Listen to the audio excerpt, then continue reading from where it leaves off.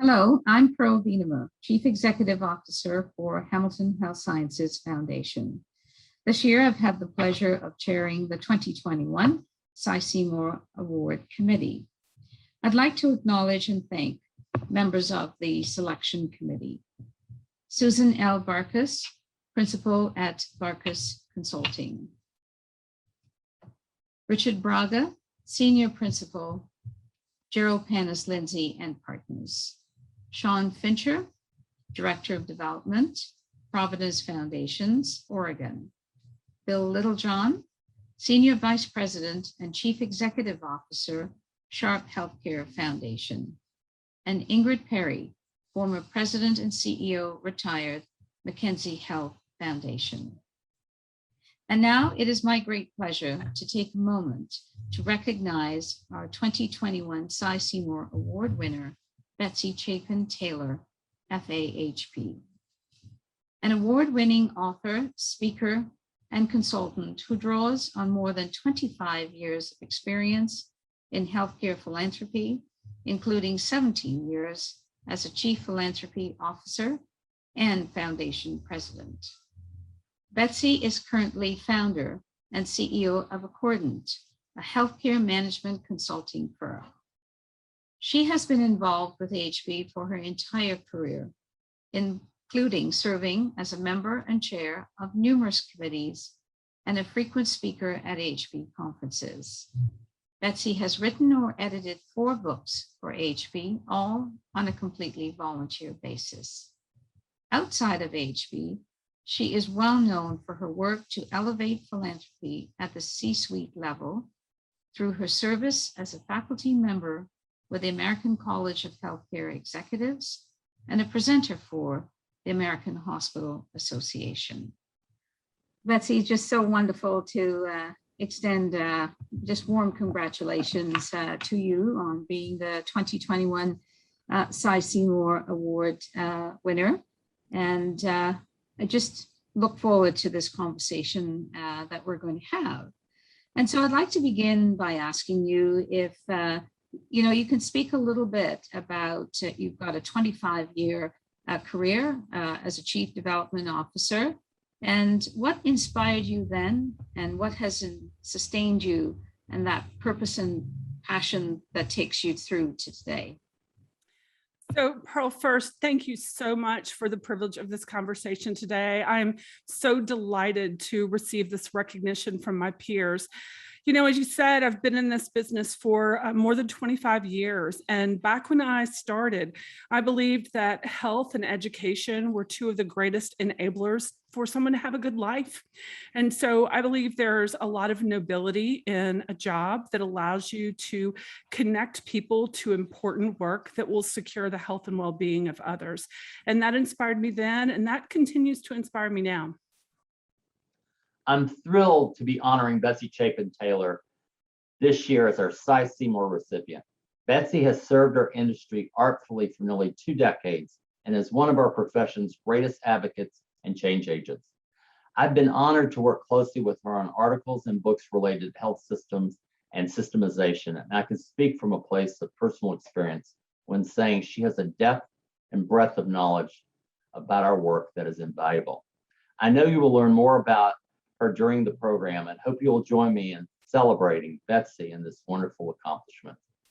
Of course, in terms of your current role, you might just want to touch on that. I think about you as just being just a wonderful philanthropy leader, and just share with everyone what you're doing today. I have the privilege of keeping my fingers in a lot of pots, which is always a privilege. I'm the CEO of Accordant, the healthcare management firm. We do work around philanthropy and partnership all over the United States, also in Europe and Australia.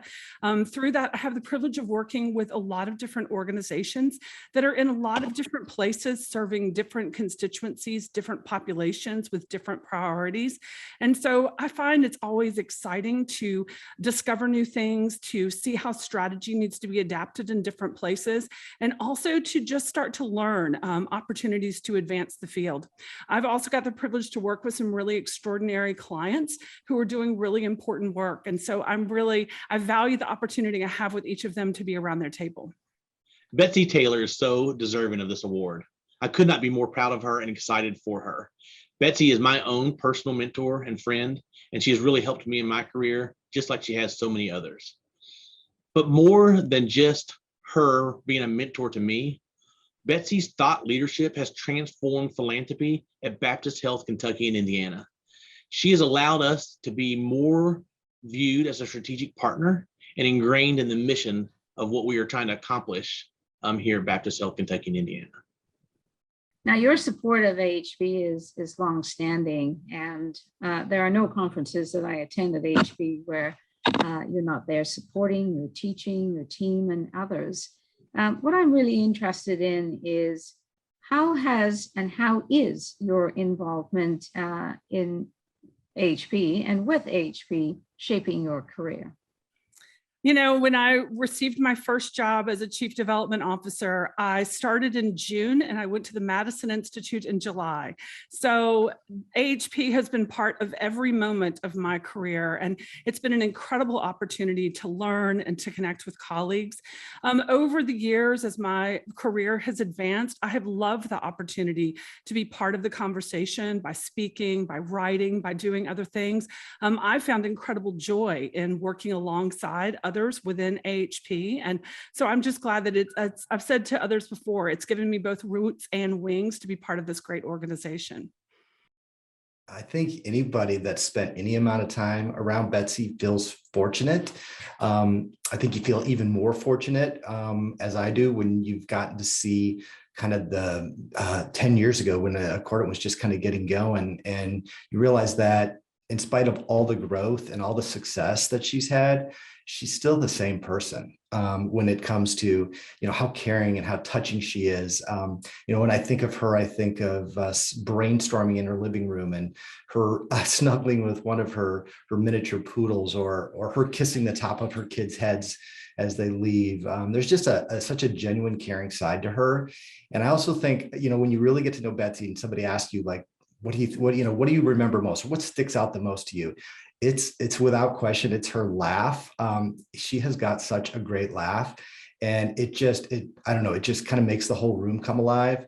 And there's another side to her too that I think sometimes we don't get to see unless we're on the inside, and that is she's demanding, but she's demanding in the absolute best way a person can be demanding in that you prioritize your family over work, that you have a good work-life balance. She prioritizes or demands that you get the best out of yourself, that you really reach and you stretch. And if you don't know the answer, you go back and you research and you get it.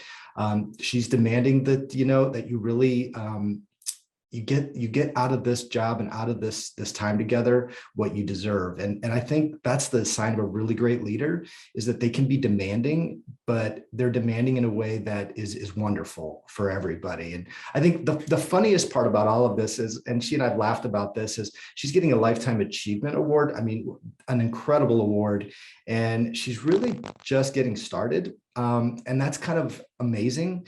I laughed with somebody the other day. I said, she's going to have to win this award like 3 times when people begin to realize just what she's doing and how amazing it is. So I love her. And I think it's amazing she's getting this award. Now, as leaders, we look to mentorship, and most of us, I would say, would count a mentor or two. That's really been a hallmark of our success. Tell us about a mentor you have had who's made a difference in your career development, and share your perspective on mentoring new colleagues in the field. Wow. This might be like one of those Oscar speeches where you have to cut someone off. There are so many people that I could name. I've been blessed with incredible mentors who have educated me, who've prompted me, who've given me courage, who've pushed me forward. However, if I had to name one mentor, it would actually be my mother. My mother was a philanthropy officer back when I was young. She helped start the community foundation in our community. She led a capital campaign to build a children's museum. And so I saw in my mother all the time the joy that she received from being part of this work. So when I got out of graduate school and I was planning to be a journalist, My mom came to me at one point and she said, you know, you want to tell stories, but she said, if you worked in philanthropy, you could tell stories that would connect people to important work. And that always kind of stuck with me, that she pushed me forward. And so she gave me purpose. And my father, frankly, gave me bold courage to decide to go out and look at a job in philanthropy when I had prepared for my career to be in journalism. I'm sure she's very proud of you today. I hope so. My mom died 12 years ago, but she is in my head every day. She continues to be my greatest mentor and my greatest example for the best of what this field could and should be. Yeah, lasting inspiration. Hello, everyone. This is Robert Emmons, and I'm a professor at University of California, Davis, and I've been here since 1988.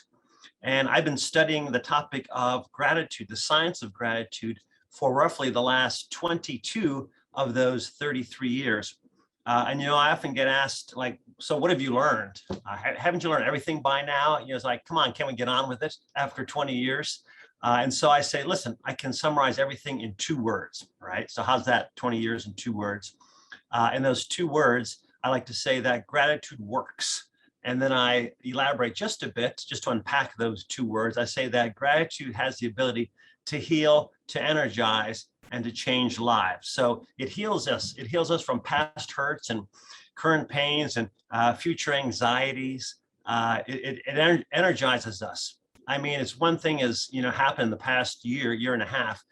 We've all feeling tired and worn down, worn out, exhausted, defeated, depleted by life at some point during the pandemic. And gratitude is something which can, you know, energize us. We feel more alive, more alert, more vital when we are experiencing gratitude, when we are looking at life through a lens of gratefulness.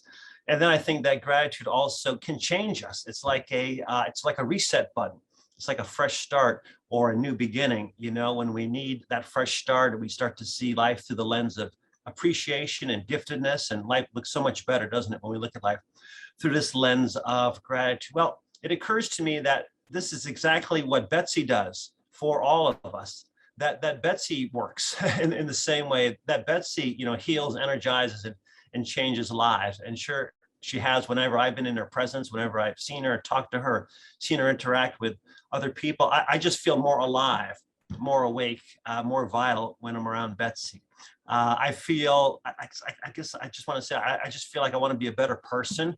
You know, when I listen to her, when I talk to her, when I interact with her, she makes me feel grateful. She makes me feel more compassionate, more empathic. And she just exudes all these positive qualities that I think it's fair to say she really brings out the best in people. And so I'm so grateful that she's in my life, and that she has had the impact that she's had in the science and the practice of gratitude. Just so grateful that she contacted me some years ago, and she was really interested in what have we learned more than just those 2 words, gratitude works. She really wanted to know the details. You know, she really, that term we've all come to know, some of us love, some of us not so much, that follow the science. You know, when it comes to gratitude, she does indeed follow the science. More so, she wants to apply the science in the field of healthcare, and especially, of course, as we all know, in the field of healthcare philanthropy. And she's done more for the field than anyone that I know of. And so I'm just, you know, so amazed at her ability to get things done, to communicate to so many different audiences, to patients, to doctors, to administrators, to you know, the public, to scientists. And so when I heard her speak the first time and she was talking about the science of gratitude, I thought she knows way more than I do about gratitude, and how embarrassing was that after doing this for so many years. But anyway, I love Betsy and what she's done and what she's brought to the field. It's been my honor and privilege to be able to work with her, and I look forward to more opportunities in the future. And I think she's just in so many ways the most deserving person for this award. And so I'm so delighted that she actually was given this award. It's highly appropriate and highly fitting. And I anticipate that one day the Harold J. Seymour Award is going to be replaced by the Betsy Chapin Taylor Award, but not yet. Okay, someday that will happen, and I imagine that this person who gets that award, named after Betsy, is going to be someone who followed in her footsteps in so many moving ways and appropriate ways. So Betsy, congratulations on this award. I love you and look forward to seeing you again real soon. Now, partnerships with the C-suite and with the board, with board members and our teams, it really makes a huge difference. And can you just share your keys to success in just nourishing those important relationships? About a decade ago, I just kept listening to the frustration within our industry that we couldn't engage our C-suite, that we weren't effective in engaging our boards. And any conference you went to, we were complaining about the breakdown in this relationship. And I was driving home from work one day and I was listening to Paul Harvey on the radio. And Paul Harvey was sharing his story about Christmas, where he's actually talking about an old man and a bird, and a storm has come and he's trying to convince the bird to go into the barn. And he says, if only I could talk like a bird. And as insane as it is, I went in the next day and I called the American College of Healthcare Executives and I said, I want to teach a course on health philanthropy. And they said, what? And I said, it's incredibly important and our CEOs need to understand it. And so they gave me the opportunity to develop a 14-hour class on philanthropy for CEOs.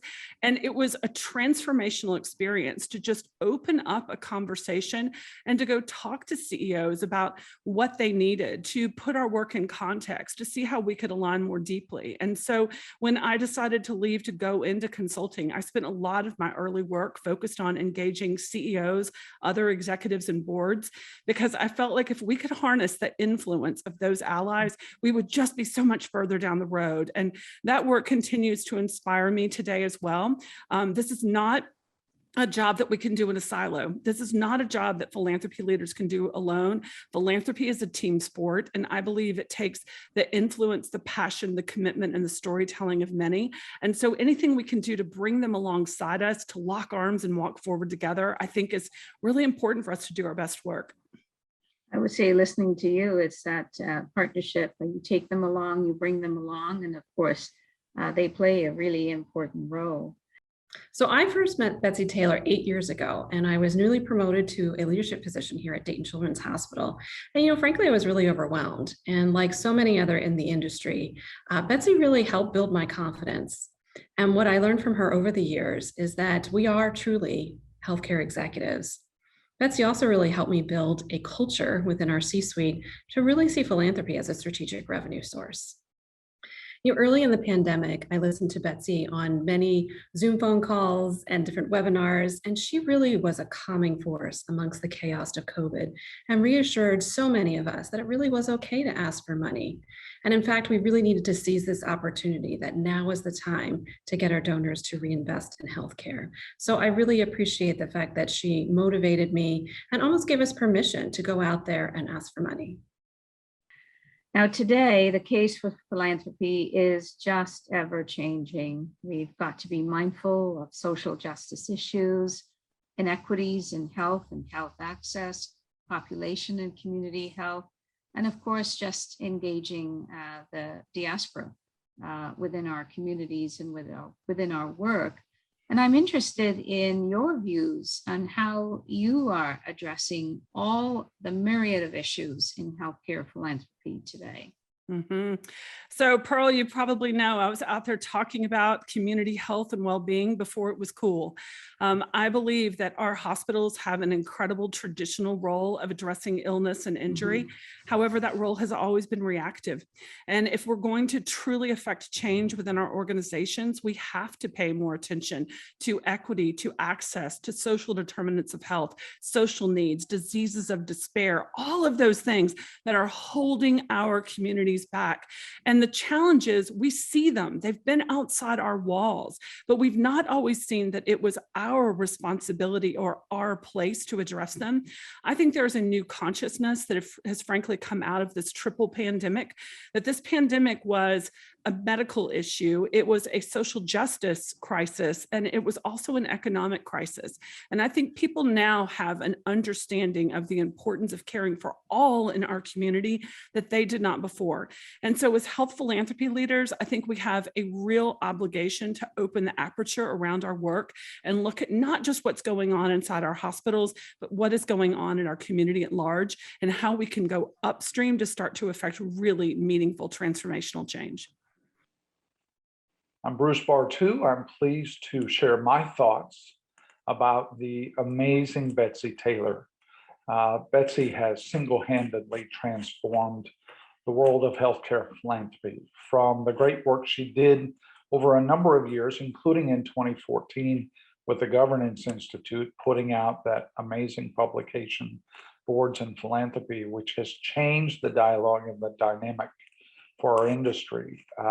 What a great leader, terrific mentor to so many of us in the industry, and someone who is the consummate professional, takes new colleagues under her wing and really develops them. If the next generation of leadership doesn't understand how we got to the amazing levels that we've gotten to, it's people like Betsy Taylor that made it happen.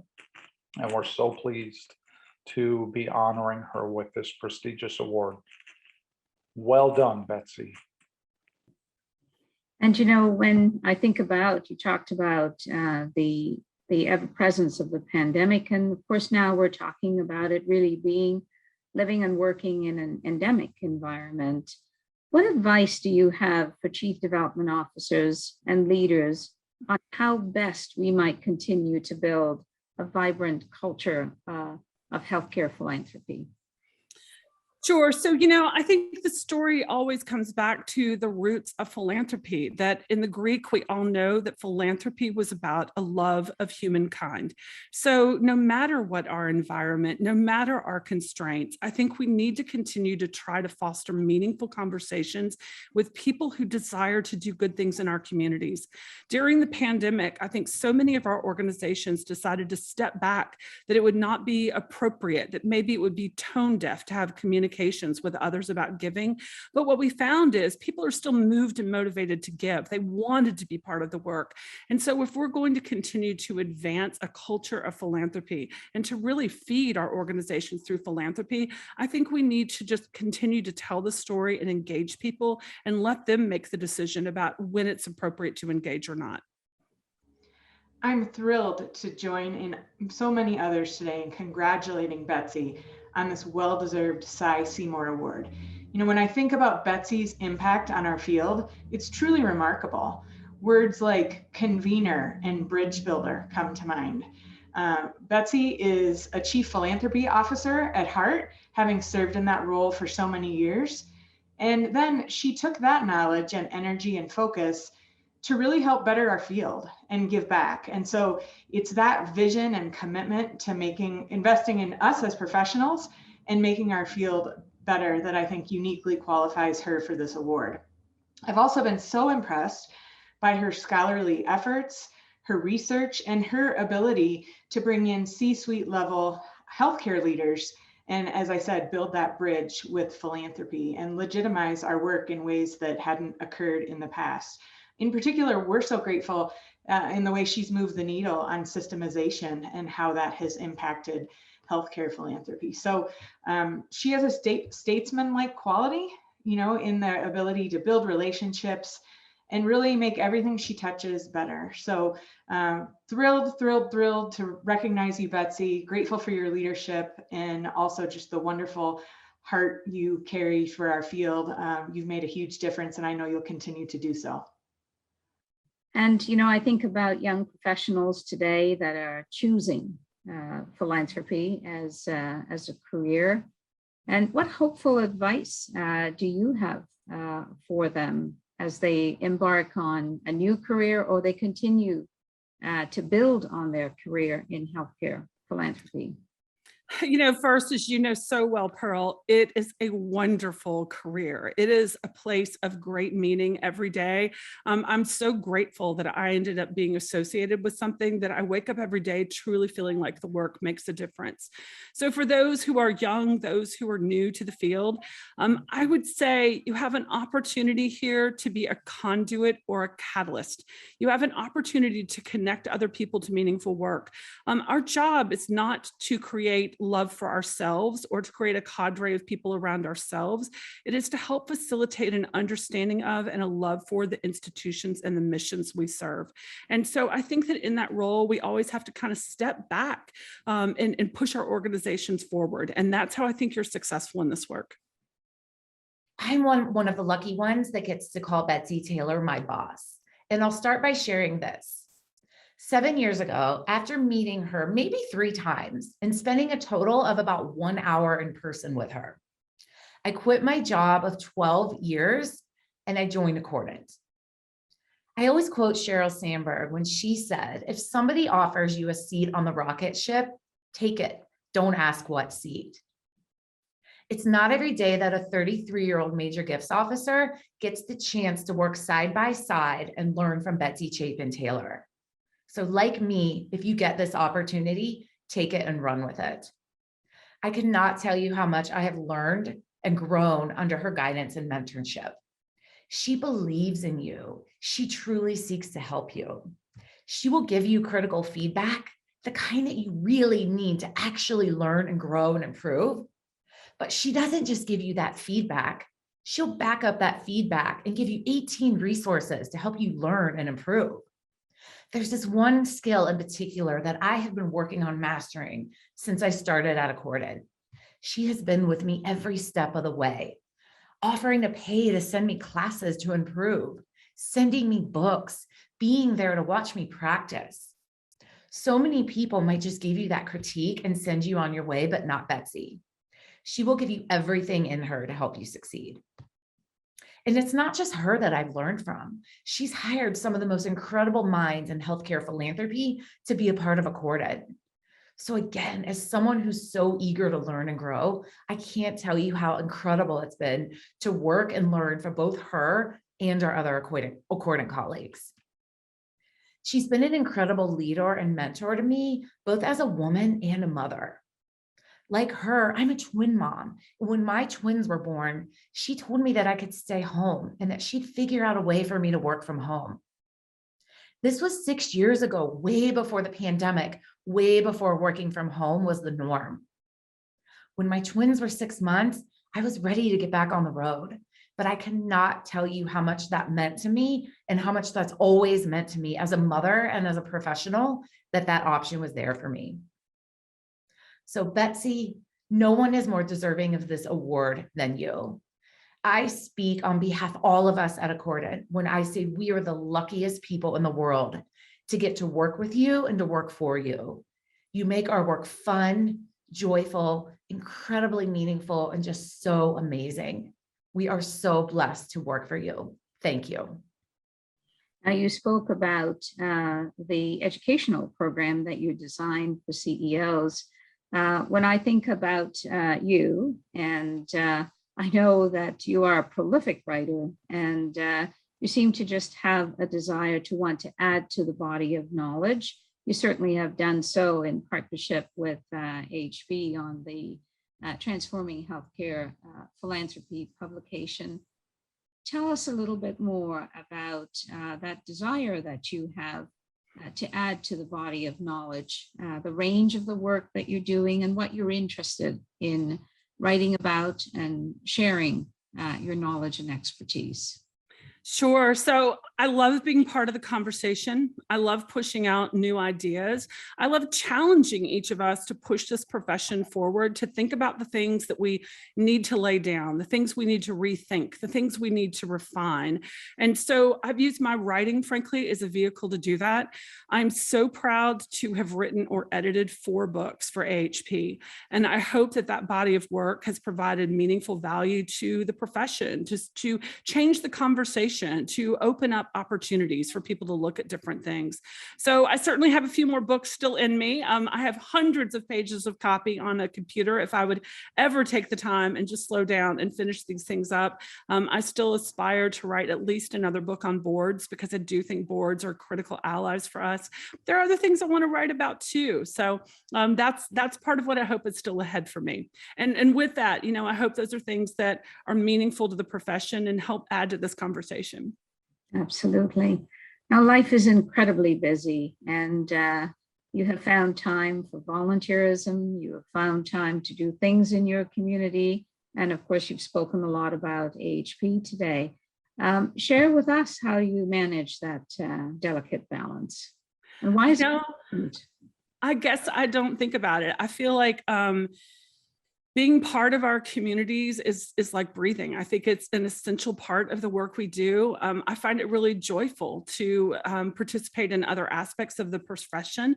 I love teaching, I love writing, I love volunteering. And so it's always just been part of my day, look just like other things would be. And I've really used that as opportunities to also learn and challenge myself, that when you're volunteering, you can try things that you might not try in your everyday life. And so I've given myself permission to go out and learn new things and explore other opportunities through some of the service work that I do.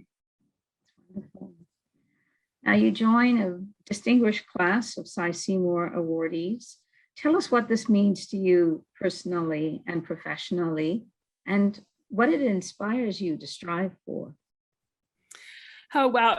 Pearl, as you know, when you called me to tell me about this award, I was utterly speechless. And there are frankly few things in this world that find me speechless, but being honored by my peers, being recognized for something that I enjoyed doing and was personally meaningful to me, it is just too much goodness. It's been surreal, and it's really been overwhelming. I think, I'm that kid that when I had my own birthday party, I wanted to wait until everybody left to open the presents because I didn't want anybody to look at me. So, it's been wonderful, but the attention has also been a little overwhelming to me, because it's not why I did this. I did this to be part of something, and I'm just so honored to be embraced and to be loved by colleagues that I care about. I think that it sets a bar to say, I need to keep being part of this work. I need to figure out how I'm going to contribute next. And so that's my commitment going forward, to figure out what else I'm going to write, what else I'm going to teach, how else I'm going to strive to be relevant.